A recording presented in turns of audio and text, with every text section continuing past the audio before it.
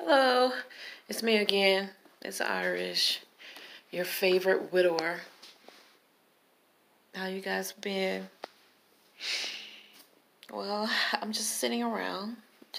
I thought I'll drop a check in on you guys. Let's see how everything is hanging. As for me, it's spring, and waiting for my son to get off the school bus. I tell you, spring is beautiful, but you know what? I tell you, the allergies are working the system. But let me check in just for a little bit. All right. Had this situation. My 8-year-old says to me, "Ma, when you do your YouTube videos, you need to play some music. You need to sound all lively." That's all he said. Yeah, I saw the 8-year-old, the one that was in the video. So I was like, "What do you mean? I like my videos. And so he was like, "Yeah, I like them too." And I was like, "Well, how did you see them anyway?" "Oh, I was in your phone." So put a code on your phone. I do now. But anyway. And after thinking about it, I was like 85% of the time he's right. I probably should spice it up and things like that. But then I was like, that's not really my motive for the channel. My motive for the channel is to inspire and motivate, and then motivate and keep people encouraged on their grief journey. That's my only goal, only motive, right? And I was like, well, okay. But the thing is, death is one of those things that people don't want to talk about. However, it's a given, right? So how do we deal with that? So, not to confuse anybody, right? Basically, having this conversation, having my 8-year-old share his opinion about my YouTube videos had me to think, how does one balance the reality of life and death, right? Am I being totally or in some form or on some level in denial that death cannot be celebrated? Because that's where I am. If I sit here and think that losing my husband, or I don't even like the word losing. As soon as I said it, it didn't even feel right. So let me reword that. After my husband transitioned,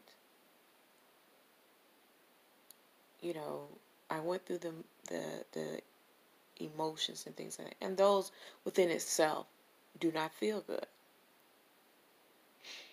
I mean, it can wreak havoc,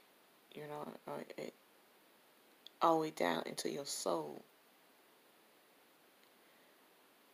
But 8 years later, my whole perspective on death has changed. I look back and I now understand that just as birth is going to occur, so is death. That's just the law of this universe. And I can't just like the middle, the living part, and not like the beginning. And definitely cannot dislike the ending, the part, the death part. So it took for me to lose my husband. Let me stop. It took for me to experience the sudden transitioning of my husband 8 years ago to put death in its proper place for me. And I'm in a good place. I am no longer afraid of dying. It doesn't, I'm not freaked out about having to discuss death. It doesn't make me uncomfortable anymore to plan for death, you know. Now, let me also say that I don't go looking for death, you know. But I don't deny I no longer deny its proper place in my life cycle, you know. And I just had this thought. Let me share this with you. You know how we celebrate baby showers, babies being born? Because it is an amazing thing, right? And we celebrate life. We have birthdays. We celebrate life, high experiences, you know. And we even celebrate some of life low experiences, you know. And for example, when I say low experiences, only because there are tons of high experiences that you guys can come up with. But for example, for a low experience that we celebrate is when we make it out of a near-death accident, you know. We thank God, and, you know, if you've never been to church, you go to church then. And then it's like everything in the middle from birth, actually prior to birth, because, you know, you got the baby shower, the parents celebrating the birth or the coming of a new child. So we have all these celebrations in between, right? Personal growth celebrations, celebrations when our life weren't as good as it should have been. You know, for instance, like I have a family member who's in NA Narcotics Anonymous, and she is every year she's ecstatic for her anniversary.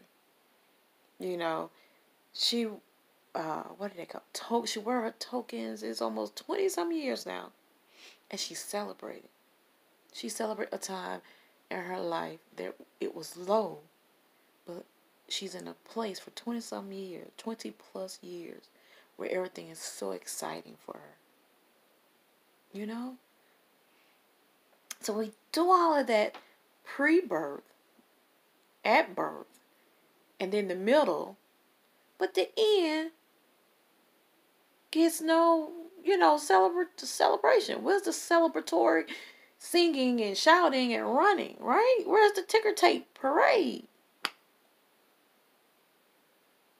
You know? I don't think we've been very fair to death, you know?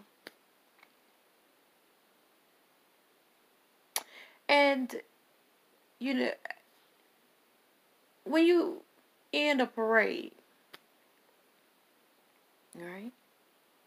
Because life, although we are all interconnected and interdependent on each other, but we run this race by ourselves, individually. Even if it's a tag team, i.e. a set of twins, right? We still enter this world one person, one soul at a time. Like I said, even with multiple births, only one child is coming out of that garden at a time, okay?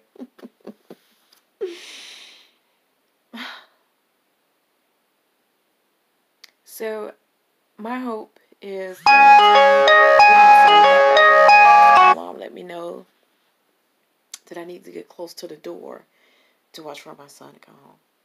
So, my goal in this discussion, which started from a mere critique of my YouTube videos from my 8-year-old son, to letting you guys know that we got to redefine change our perspective on death, transitioning of a loved one or ourselves. You know, we get a lot of self-help videos and encouragement about owning your lives and about owning our lives, I should say, about being determined and intentional on our joy. And I preach that a lot in my videos because it's true.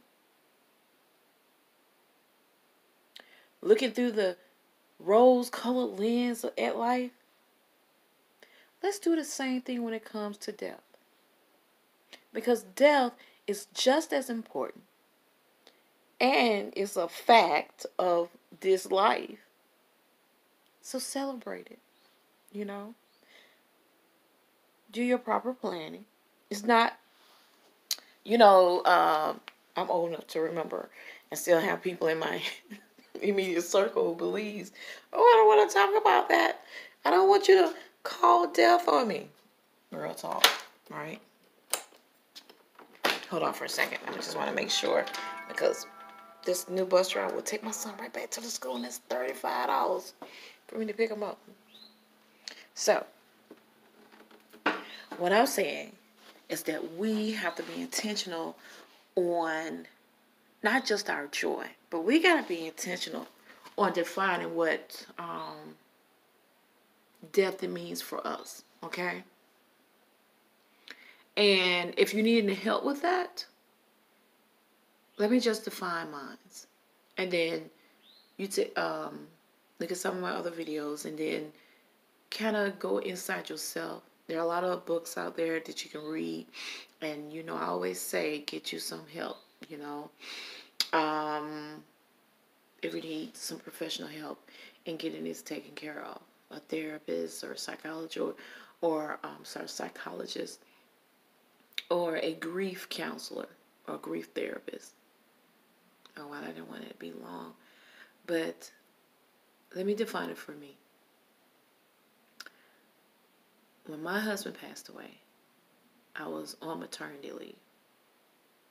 I mean, I felt like my soul was ripped from the core of my being. Seriously. It literally took me about 5 years to recover. And I'm still in a recovery mode to some extent, you know. I know my life has not been the same. And through my grief, through talking to people, through listening, even listening to my children, because God has truly used them. Some of the things that they say, i.e. my 8-year-old son, I mean, through the 4 of my children, I even get messages or direction on how to find information or how to identify what I'm feeling. So for me, death is the end of the race. You know, it's a beautiful thing.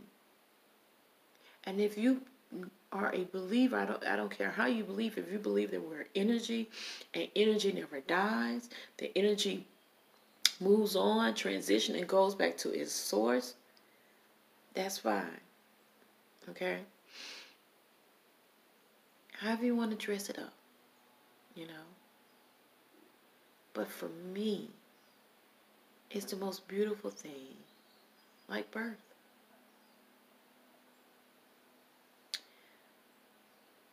It means that my soul, or that soul, has finished what their time was done. The race was up for that particular experience here in this world.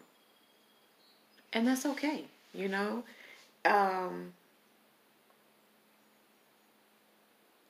And I'm okay with that. I'm not just okay. It's like I can't even put a word to it yet. You know, if I'm still posting YouTube videos,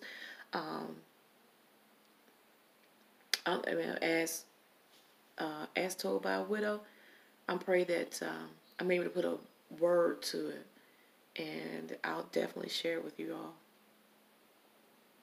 So it's like, it's one of the most beautiful things, like, I don't want to sound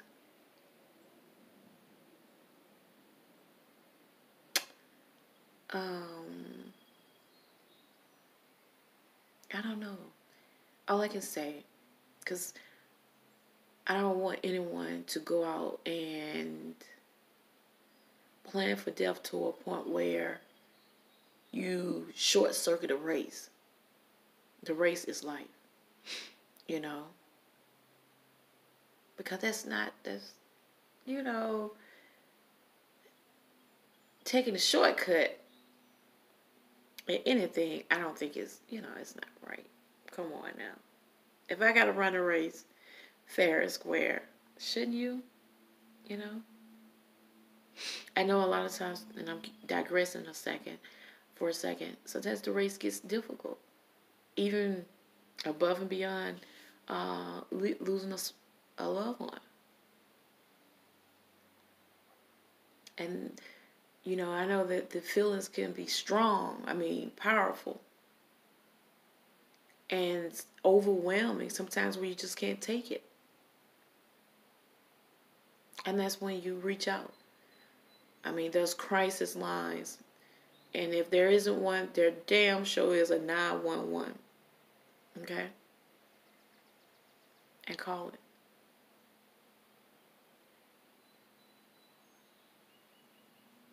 So, back to the race.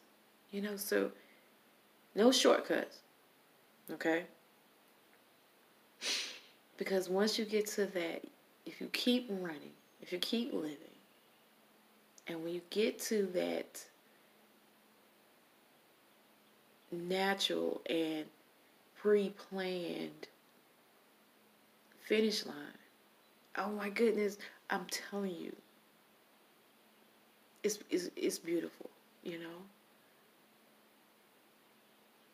So be encouraged, and like I said, put death in its proper place for you. Respect it and love it just the way you respect and love the birth of a child, the way you respect and love everything in life, from grade school to playing on the playground, to going your first day of elementary school, to your voice changing in middle school, to sneaking and wearing lipstick in high school, to bumping into your first love when you're in college, to driving your first car, to getting your first real job, to traveling to far places, to meeting your very first best friend, all that good stuff, marriage and love and sex and laughter and family and friend and food and, all art, all the things that make life wonderful. Even when you fall and, scratch your knee, but there's a loved one or someone there to give you some type of endearment. Even when your spouse transition. See, I almost said lose a spouse. So I'm still, growing, but I know who I want to be. So even though we experience those not so good moments that don't feel right and don't feel good, look back and say, you know what? I'm going to feel good and celebrate my way out of this. And it works. I kid you not, it works. I have my joy back. And it's growing and it's growing and it's growing. And it's like revamped. It's like the joy I had prior to my husband transitioning. Yeah, it was good and it was great. But the joy I have now, it's like it's not even renewed. It's like brand new, and it's like like on steroids. Like, it's great. So I really, like I said, I started out to check in on my widows and widowers. And I ended up talking for over 20 minutes now. But guess what? It's all right, because I have an opportunity to say it gets better. And that, it's a process, I'm still looking for work, haven't found work yet, interviewing and everything. And so it's a process, all right? And I want each of you to know that you're worth it. And and not to deny what you're feeling, and to not be hard on yourselves, and to let you know also, give yourself permission to express, to cry, or to step back. Give yourself permission to do that.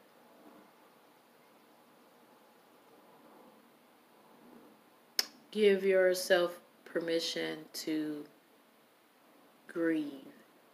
Okay? Let no one put a time frame on that. Now, there's unhealthy aspects of anything, all right? Too much of anything unhealthy is not good for you. So if you find yourself in hermit mode and you can't seem to get out of it, then that's when I say we got to get you out of there. Get some help, all right? Like I say, everything that I tell you guys, I've done it. I've been there. I want to show you this picture. I gained so much weight after my husband passed away. It was unreal. I really did. I was in such a low place where one time, I'm going to show this real quick and I'm going to get off. I was eating it was a little Debbie cake. Can't think of it. But anyway, I was eating some little Debbie cakes, and all of a sudden it just felt good eating it. It was like it was so eerie to even my spirit. Was like, oh my goodness, I almost like spit it out, right? Because it didn't feel good in my soul. Not so much the little Debbie cake, because that was good, but it was the euphoric feeling that piece of food or snack, that snack cake was giving me, right? And within that moment, I was like, oh my goodness, I'm addicted to this stuff. It's making me feel good. You get what I'm saying? And I was like, done. Is that why I'm buying a lot of these now? But I just saw a picture. I'm going to pull it off the wall. Right. And I'm going to show you a picture prior to my husband transitioning. I don't know if you guys can see it. That's me in the center with everybody, the children and everything. Every year my family and I take a family photo. That's just something we did before my husband passed away. I can't get this thing back up there. But anyway, I just wanted to let you see that. After my husband passed away, now, like I said, I was pregnant as well. But this went on at least for 4 years. 3 to 4 years. I know it was over 3 years. I'm 5'5", and I was 230. I bounced between 235 and 240. The biggest I had ever been in my entire life. Ever. Pre-pregnancy, I'm normally like, I've been like Sure, my weight would fluctuate even then from like 123 to about max weight. I think I was like I think I hit 150 one time, and then I did the cleanse, and I got that weight off of me. So I just wanted to share that with you because I was eating. It got to the point where food, like that little Debbie snack, was providing a euphoric feeling. It felt so good. So whenever I felt bad, I would eat it. Or I always made sure I had tons of it in the house for me to eat, you know. I wasn't exercising. If I did, it was emotional exercise. And when I looked at myself in the mirror and I was like, oh my God, I feel, get all this weight, and, and then I go and get a gym membership, and I probably go 3 or 4 times, and then I don't go again, and then go, and then I end up, because my emotions were so imbalanced, during this grieving process, and then postpartum, you know, emotions, I would just eat again. So know that everything that I'm telling you, everything from thoughts, serious thoughts of taking a shortcut on this race, been there, okay? And putting my son on the school bus in the morning. Actually, my son, my daughter, my daughters, and available for them at home to get them off the school bus, or when they're not having a not so good day, I can help them with that. And when they are having a good day, I can help, celebrate with them with that as well. Had I taken a shortcut, I wouldn't feel that joy that I have.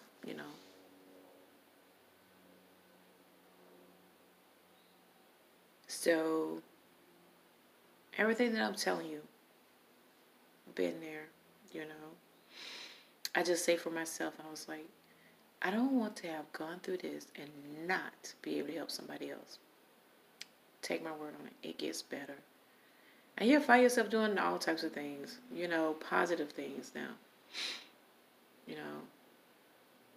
Anyhow, I love you guys. So if I have music in my video, that's because I took these suggestions of my 8-year-old, I don't know, YouTube critic, producer or something. I don't know. I mean, he is so into this, you guys. Where when I know I record at night, right? He was like, you need to put a sign up that says recording, because he will always pop in. I don't know if you guys noticed in my earlier video. I was like, hold on. But be encouraged and understand that it gets better. What you're going through right now, today, in this moment, will be a few hours from now. It'll be 24 hours ago. It'll be a day ago. 3 days ago. A week ago.